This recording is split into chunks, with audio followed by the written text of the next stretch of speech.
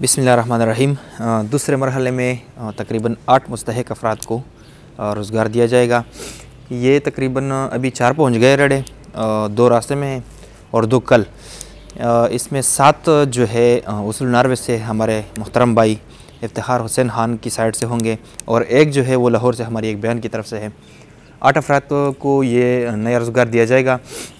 अभी हम इसका नाप लेंगे, इसके लिए छतें तैयार हो रही है।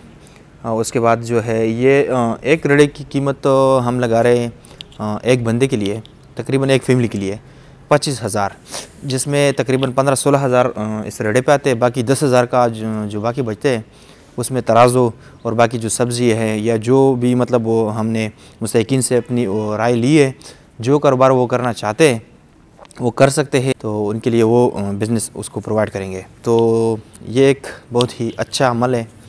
इनसे क्या होगा, गुर्बत में कमी आएगी, कौम मुल्क में तरक्की आएगी। ये जो मतलब बेरोज़गार बंदे हैं वो इंशाल्लाह अपने बच्चों के लिए ख़ुद कमा कर उन्हें देंगे। जज़ाकल्लाह।